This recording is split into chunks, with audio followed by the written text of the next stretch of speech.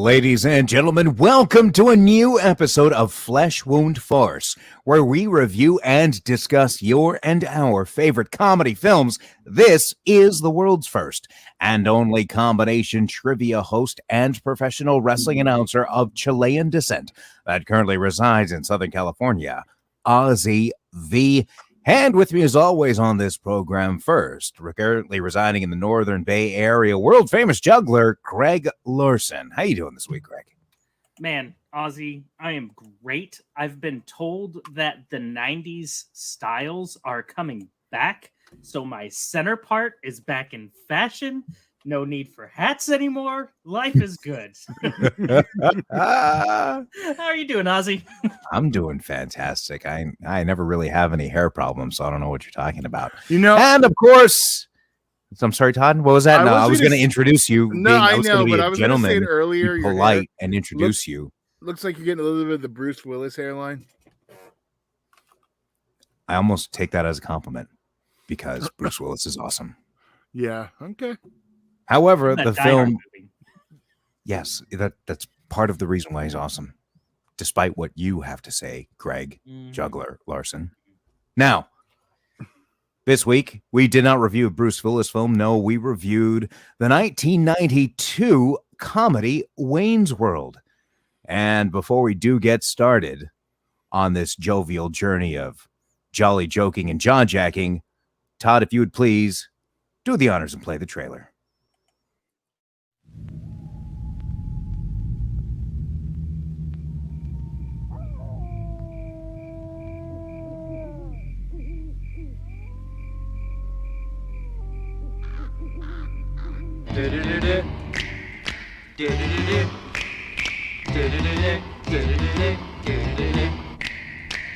The kooky and the creepy, baby, save the confessional sleep, the Adam family. All right, party on, Wayne. Party on, Garth. Okay, I bet you're expecting to see the Addams Family. Fished in.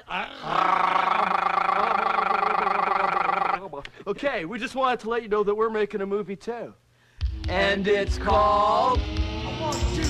Wayne's World.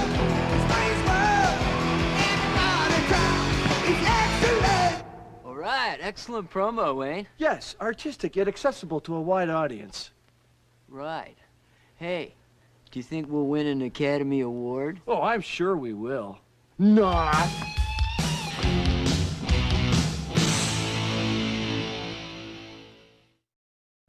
Man, trailers used to be so good. Nothing there.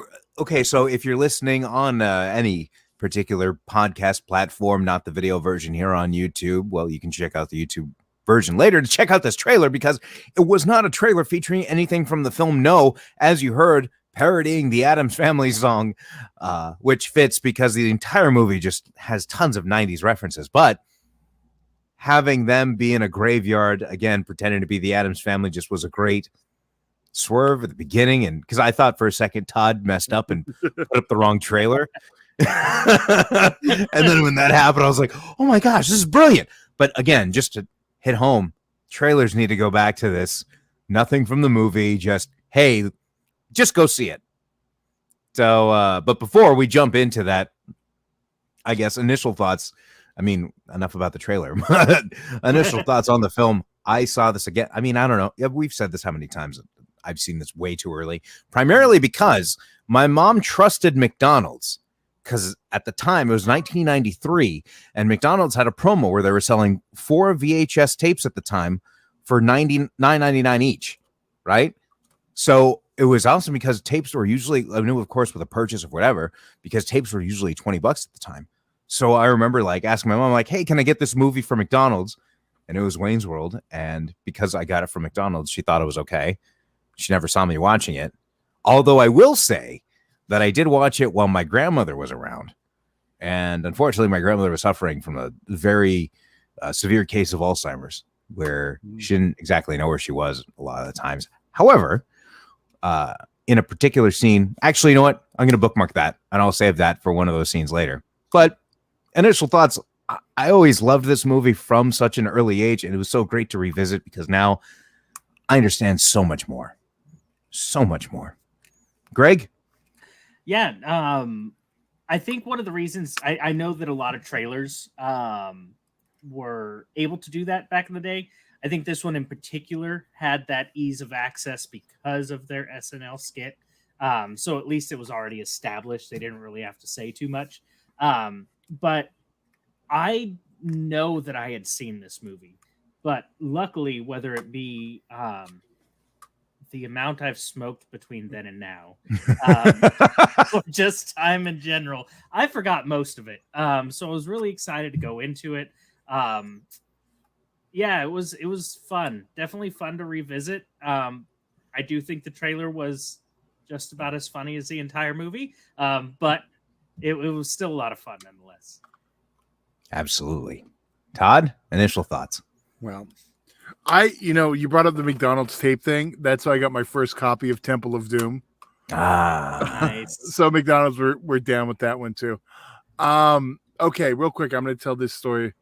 Well, I got a few Wayne's Worlds one, but I originally tell a good one. Oh, damn it, a good one. A good one that's no more okay stories for from this. Todd. Yeah, right.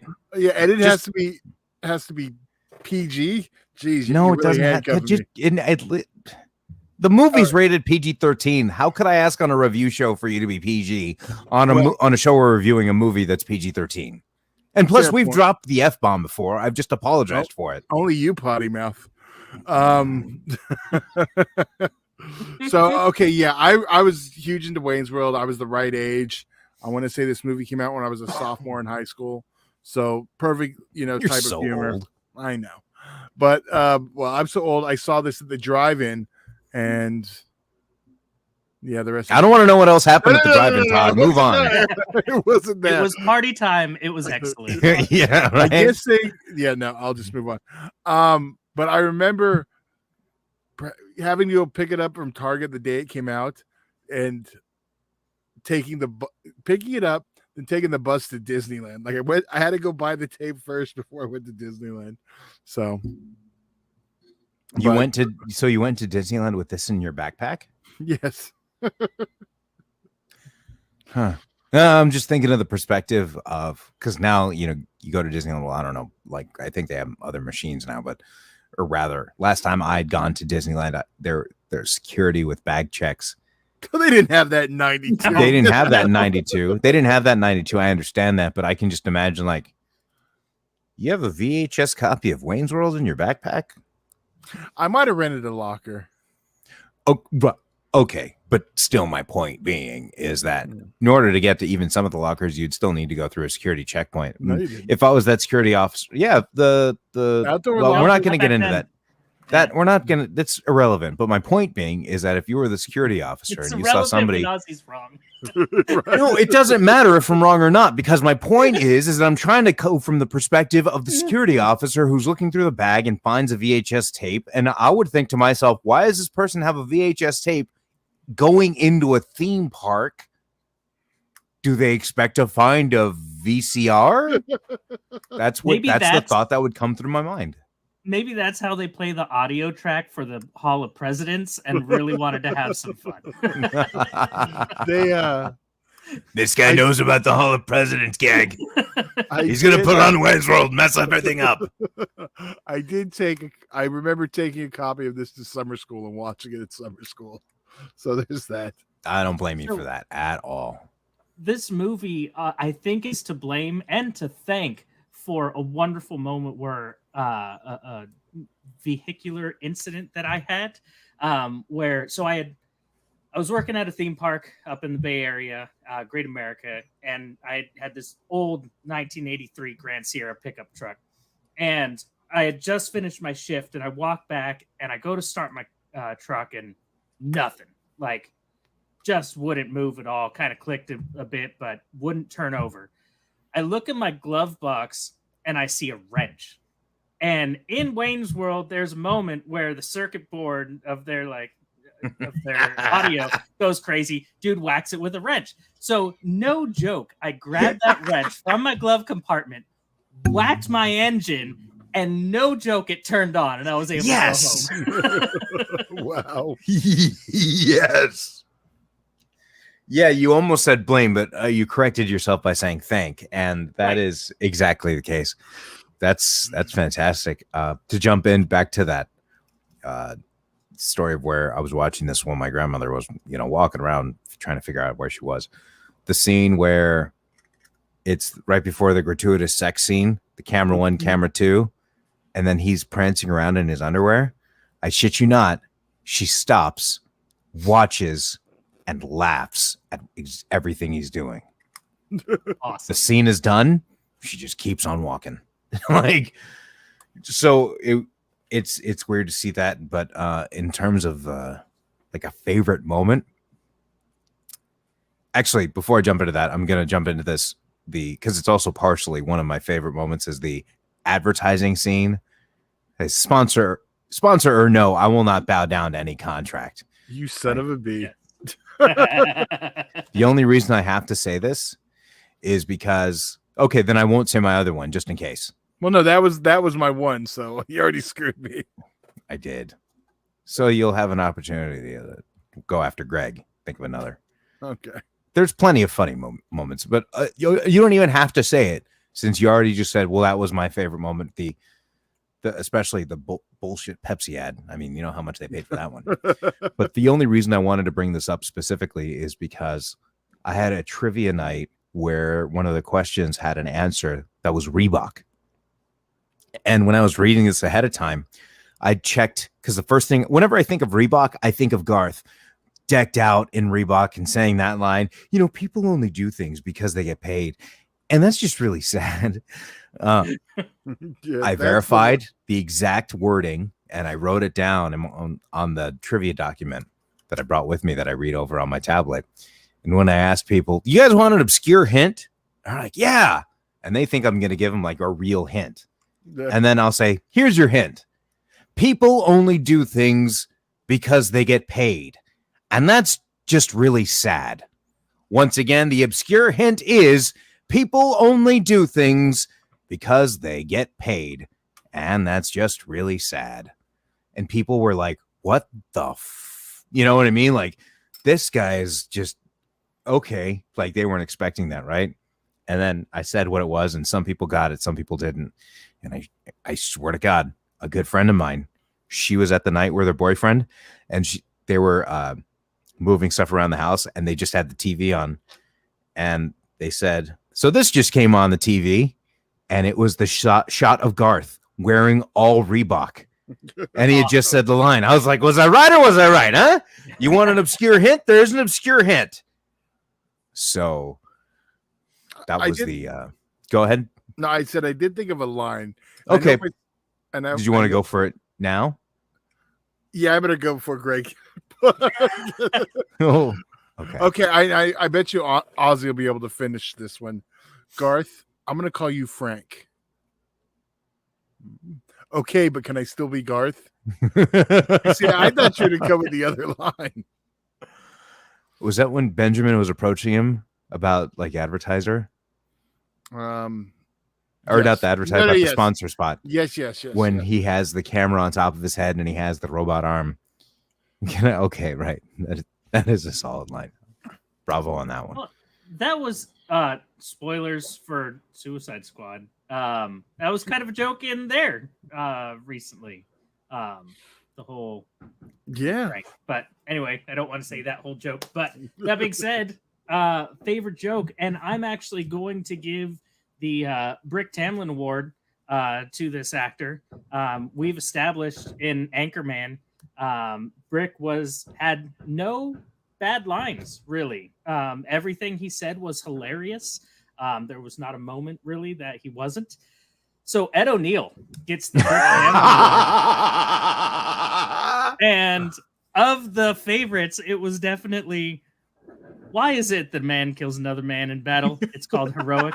Yet if he kills a man in the heat of passion, it's called murder. I died. I love Ed O'Neill. I've always loved Ed O'Neill. And that one just, as everything else he said, was fantastic.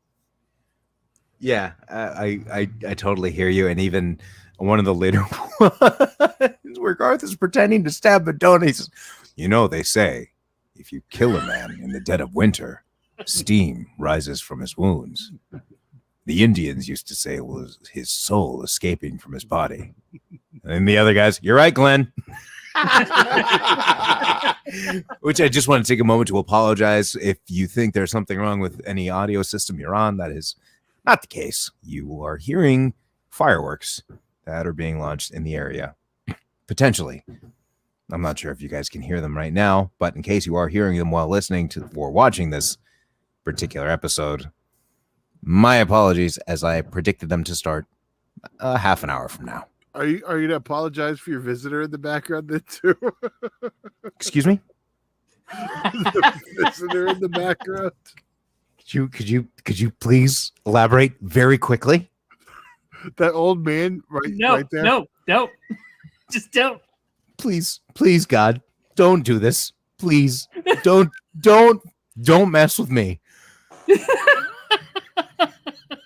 The dog. Tell The dog. Oh God.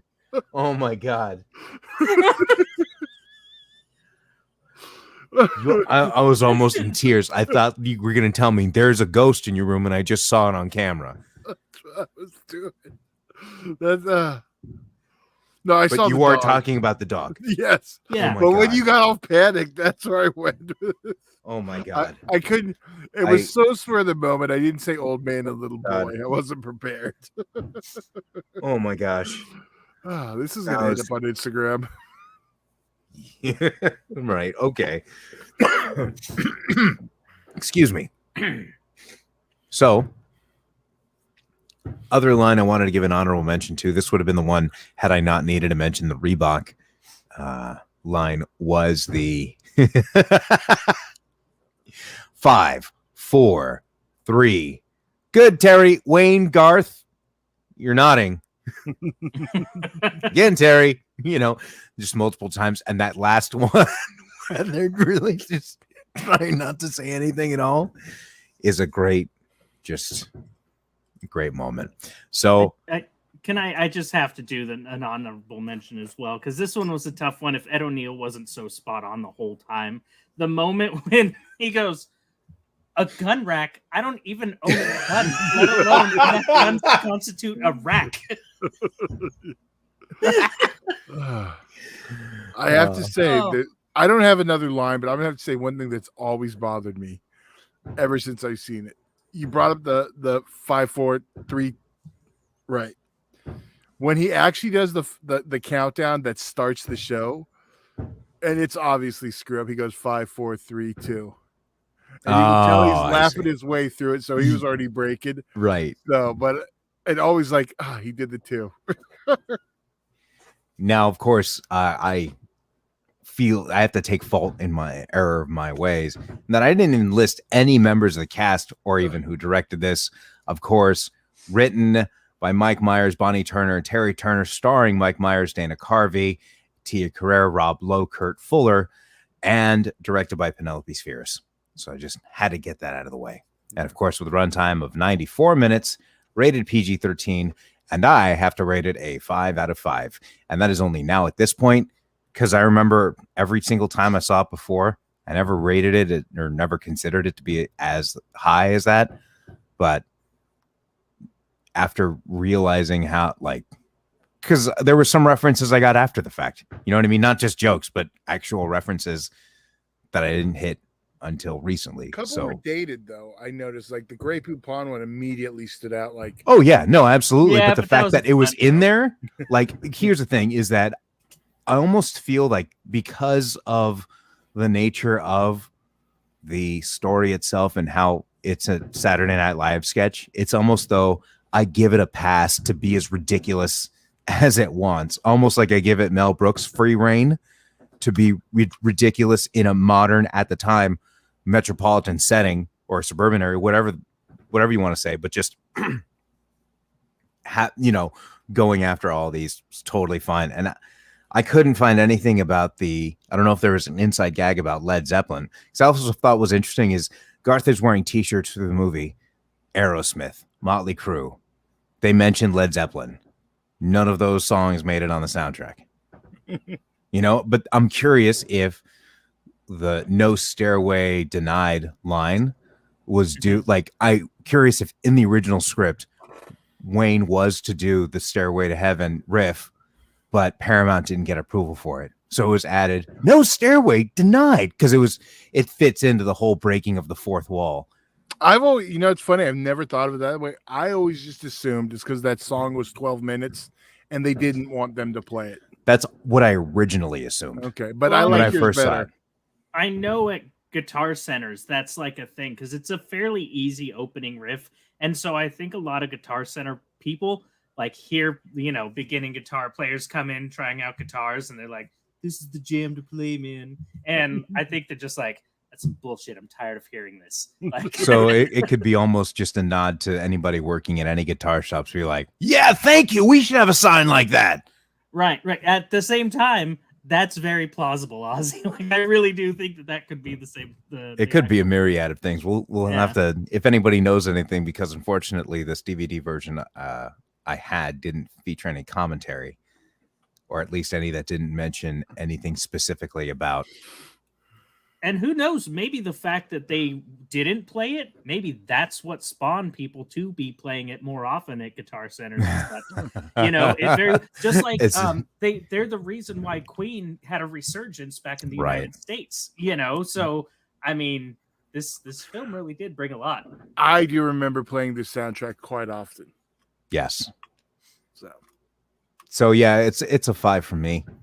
Greg, how about you? Man, I came in here, honestly, I was like, this is going to be a 3.5 for me. Like, the movie, it had its funny moments. The story was okay. It was fun. Don't get me wrong. I was definitely entertained, but it wasn't like amazing. But now going over everything and thinking about all the funny, great moments, and also thinking about how much it contributed, along with Ed O'Neill and Chris Farley alone, I at least got to bump that back up to a 4. So I'm gonna stick with the 4 at this point. Fun movie, definitely fun to watch. Don't have to repeat it too often, but appreciate the historical context of it. yeah, I'm gonna be with Ozzy on this one. I'm a 5 also, but I know it is a lot to do with nostalgia in that era. So, but it's one though. It's one I can watch again now. It's one that got so overplayed. It had that Austin Powers Borat heat for a minute with everyone overdoing the lines. So this was like the first one that I remember really doing that. So Yep, exactly. That Yeah. Mike Myers really nailed or really landed on the scene after this one, and he could be on any B movie comedy and people would want to go see it. He became a major star up until Austin Powers came out, and then he reached another threshold. then he made the Love Guru. We don't need to talk about that. We're not talking about that. We're coming up on the next. Surprise, Ozzy! That old guy behind us told us. It's not funny. It's not funny.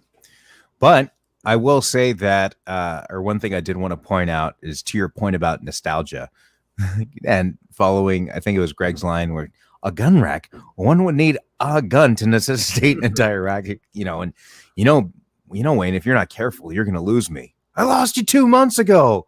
Are you mental? Get the net. I was like, wow, get the net. That's interesting to hear in this year and time. But lines like that, the nostalgia of it, the Grey Poupon commercial, or the reference, all that stuff in the Newprin commercial, stuff that like my nephews would have no idea what the hell is going on. Right. But it's almost, I appreciate it more for that fact, because there's not really another movie that does it like this movie does, because while it has these gags in it, it's still stuck to a relatively basic but solid story and still stayed true to that, didn't like veer off the path just so they could do something or whatever. But I mean, and not even a 90s nod, but Laverne and Shirley, that's Oh yeah. I mean, like, that's great. Like I couldn't, it was hard not to have a smile on my face during the entire time of this movie. So that's why I had to. And I'm sorry, the subtitle scene. My God. When he just stops even trying and the subtitles keep going by, I was just like, gosh, that's brilliant. So I don't. Is it him stopping trying, or I thought that was a joke, as in other countries have, you could say something very short in one language and it could actually mean something very long in English. See, Oh, it's that's how- funny. Yeah. That's took how it a I different always way. took the gag. I took it as because he told her all this stuff about the girlfriend. Then he stops talking. So he's saying the rest in his head. So he Yeah. said it and he's not lying. That's how I've always took it. But I believe it's actually said, because her response is, "That's very funny, but it's dangerous to label people." He didn't label anybody in the initial line. He only called her a psycho hose beast at the very end Okay. of his thought. So yeah, but I think for- with when he talks and when like the lines come up as subtitles, I think he does, like, she says something and then he doesn't say something, but it like continues this big old long sentence subtitle wise. yeah, I always Now took I it gotta as pay attention. I always took it as like you didn't need to say this much in Chinese to get your point across, and in English That's it means possible. Who would have you thought know. this would be a section Anyone open who knows for Mandarin. that's actually why this is why we have this show, Todd. Is our to have these stupid Mando- conversations, like this. Anybody watching, what's your thoughts? I want to Do know what we the need to know? I Mandalorians- want to know what the real story is in Wayne's World. Is what is it all in Wayne's head that he said this line and called Stacy a psycho hose beast in front of Cassandra, or did Cassandra actually understand it in the Cantonese that Wayne Campbell was saying, alluding to what I was referring to? Tell us your thoughts below in the comments, and we all gave a score on the film. Yes, I'm not missing anybody. No. Okay, good. Well, Wait. There's only two other people, so Well, I mean, unless you ask the guy behind you. could you not do that? God, it's so creepy. Ugh. New bit. Anyhow, that does conclude this week's episode where we did review Wayne's World. Join us again next week for a new episode where we will be reviewing and discussing the 1983 film. Hold on, I lost my calendar here. that's a weird movie title. Private School. Yes, it's not actually. Hold on, I lost my calendar. That is not the title of the movie. The title of the movie is Private School, starring Phoebe Cates Matthew Modine. and Matthew Modine and Betsy Russell. Yes. I was verifying the year. It is an R-rated comedy, so, This is one of my Spicy. favorites. and it's one of Todd's favorites. So that should be a hint to some of those out there. Because I love No, Betsy's it's gonna be Russells. a- Nah. Anyhow, I have lots of stories for this one. I'll have my we'll be notepad. looking forward to that next week. Once again, don't forget to hit like and subscribe for this channel, Flesh Wound Features, on YouTube, or even subscribe to whatever podcast platform of your preference. Just like that one Twister. too. No, it's alliteration, my friend. Just like I joked about the jovial journey of jolly joking and jaw jacking. Now what? Oh, did he put the picture up? I wasn't paying. I had something. I had IMDb up. Of course, the picture was. That's some jaw jacking. Oh, I can never say it again. Jaw jacking. For those who are our audio listeners, Todd just put a picture of Ozzy eating ribs on the screen. I did that last week as a joke because we literally had lunch the day we were going to record Anchorman, and he has the line, ribs. I had ribs for lunch. That's why I'm doing this. And I thought it'd be funny to order. I only got ribs for that very what? It's What? the gift funny. that keeps on giving. Oh, God. Well, until next week. You're not going to show the picture again, are you? Because I want to do an outro, but I don't want to do the outro and then it just like in the middle of the outro, I see myself destroying ribs. Is that going to happen? No. Okay, good. Once again, ladies and gentlemen, thank you for joining us on Flesh Wound Farce. Join us again next week for a new episode again where we review the film Private School, 1983. Greg and Todd, anything else you want to say before we head out for the week? No, I think I'm gonna have some ribs though. Yep. All right, ladies and gentlemen, for Greg, Todd, I'm Ozzy V, and we'll see you next week right here on Flesh Wound Farce.